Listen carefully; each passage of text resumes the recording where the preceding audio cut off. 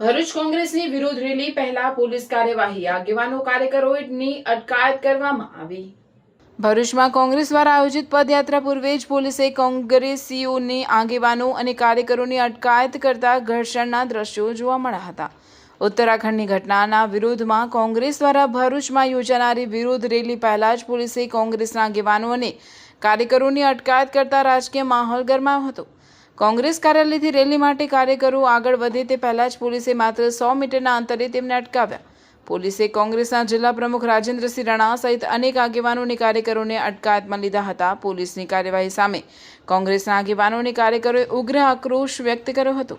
કોંગ્રેસના નેતાઓએ પોલીસ કાર્યવાહી સામે સવાલો ઉઠાવી વિરોધ નોંધાવ્યો હતો। કોંગ્રેસ અધ્યક્ષ મલ્લિકાર્જુન ખડગેની આગેવાનીમાં ઉત્તરાખંડમાં કોંગ્રેસ દ્વારા યોજાયેલી રેલીના સ્થળે કરવામાં આવેલી શુદ્ધિકરણ વિધિના વિરુદ્ધમાં ભરૂચમાં પદયાત્રા યોજવાનું આયોજન કરવામાં આવ્યું હતું।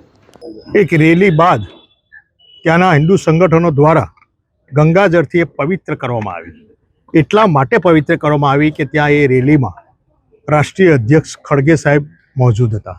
એમણે ત્યાંથી નીકળી ગયા બાદ ગંગાજળથી પવિત્ર કરવામાં આવી। બહુ ધૂણાસ્પદ કૃત્ય કર્યું છે।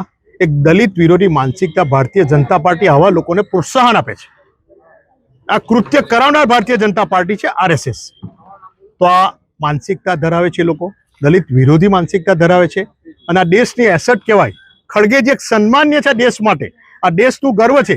એક આ રાષ્ટ્રીય પ્રમુખ કે ખડગેજીનું અપમાન નથી, આ ભારતીય સંસ્કૃતિનું અપમાન છે, આ દેશનું બંધારણનું અપમાન છે। ત્યારે હિન્દુવાદની વાતો કરી, બે મોઢાની વાતો કરતી આ સરકાર કઈ દિશામાં આ દેશને લઈ જવા માંગી છે?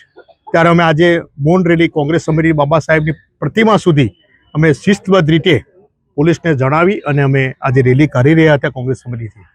ત્યારે પણ ભારતીય જનતા પાર્ટીની આ પોલીસે અમને ભારતીય જનતા પાર્ટીના આગેવાનોના કહેવાથી અમને રેલી પર ના કાઢવા દીધી। અમે સમિતિની બહાર નીકળી અને થોડુંક જ 100 મીટરમાં અમારી બધા આગેવાનોની ધરપકડ કરીને અમને પોલીસ સ્ટેશન લાવ્યા। આ શું સિદ્ધ કરવા માંગે છે? ભારતીય જનતા પાર્ટી કાલે રાહુલ ગાંધી સામે, કાલે કોઈ રાષ્ટ્રીય મુદ્દા સામે રેલીઓ કાઢે તો એમને કાઢવા દે છે, કોઈ પુતળા દહન હોય તો એમને કરવા દે છે। તો પોલીસને પણ આ શાનમાં સમજવાની જરૂર છે કે ખાખી વર્દી કે તમને પગાર મળે। આ દેશનું બંધારણને તમે વળેલા છો, તમે શપથ લીધેલા છો દેશના બંધારણને સાચવવાની, માટે તમે પણ તાબે ના થાવ અને આ દેશના બંધારણને સાચવો। આ બહુ ખૂબ જ ઘૃણાસ્પદ કૃત્ય છે, પણ આ લોકો પાસે શું આશા રખાય?